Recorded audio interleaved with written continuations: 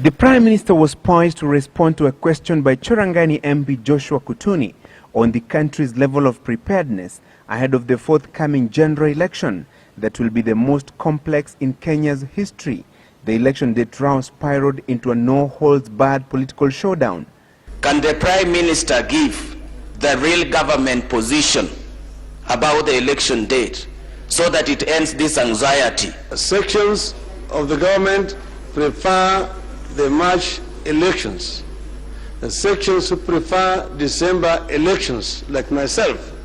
The electoral body IEBC has settled on March 4th, 2013 as the election date, following an advisory opinion rendered by the Constitutional Court.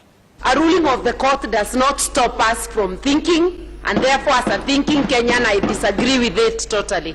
This matter is already being contested in court. There's already a court case that is ongoing. And therefore, Mr. Speaker, we will await the outcome of that petition. But debate on the matter turned combative when the Prime Minister was challenged to state the government's position on the election date. The question is, what is the government position on the date of the election? Not your opinion, not anybody's opinion. Mr. Speaker, I have a right to answer questions the way I want to answer it. Mr. Speaker, unless the honourable member want to answer me. Order. You have put on record a very dangerous statement.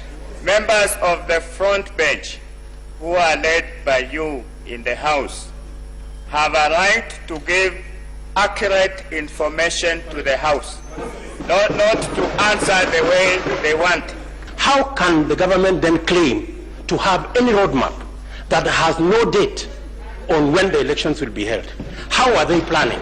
Because, Speaker, I think the Prime Minister should take the business of this House seriously. First, Mr. Speaker, I say that the court made a ruling, and we respect that ruling. And that, Mr. Speaker, is what the President has gone by. Mr. Speaker should even have added that, Mr. Speaker, that was also adopted by the Cabinet. So, Mr. Speaker, if you want official government position, that is the official government position. With the election date matter dealt with, the question of ethnic mobilization ahead of the forthcoming polls raised even more political dust. I want the Prime Minister to confirm to the nation that he is the father and the architect of ethnic balkanization and mobilization in this country, starting with the region that he comes from 15 years ago. Is it in order for the Honorable Duale, in a bid to ask the Prime Minister a question, to cast aspersions on the character and personality of the Prime Minister by saying that is the architect? Order, member for question. Order. He merely asked a question, which is entitled to. Order, member for Kwasi. If I were to be an architect of ethnic balkanization, I would never see the floor of this House. I will never be elected, Mr. Speaker, on the basis of the vote from one ethnic community in the constituency that I represent. Mr. Speaker, when others go and assemble in Eldoret and say you are a Kamatusa or Kamatusi, and that you are our leader, Mr. Speaker, they are beating ethnic drums, Mr. Speaker.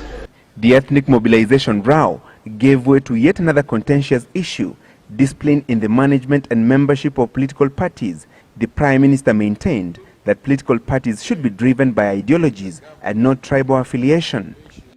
I do not know whether the Prime Minister was listening to himself, because the Prime Minister holds the record in this House for having changed parties. He holds the record. He hasn't told the House how he managed to change to all these parties. I think he must be in the 8th party. What drove him from one party to another? Was it the policies he was following, as he's telling the House? Mr. Speaker, the honourable member is saying that I hold a record. I have changed political parties 4 times, because NAC was not a political party as such. We were only an LDP. Mr. Speaker, KANU, ODM, UDM, and URP are 4. He himself, Mr. Speaker, has changed parties 4 times like myself.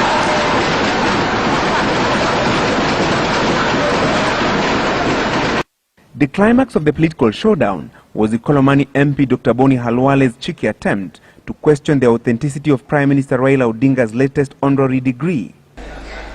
Mr. Speaker, can the Prime Minister tell us what instrument the government is going to put in place to ensure that some of these certificates, diplomas, degrees that people are scrambling for, some which will obviously be fake, will receive sufficient authentication so that people with fake documents do not sneak into leadership in the country? Mr. Speaker, well, I don't know where the honorable member is coming from, but Mr. Speaker, I was recently awarded a honorary doctorate degree by the Florida Agricultural and Mechanical University. But I'm also a holder of a Master of Science degree in Mechanical Engineering.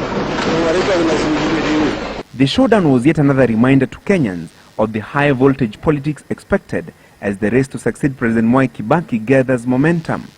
Francis Gashuri, Citizen Live at 9.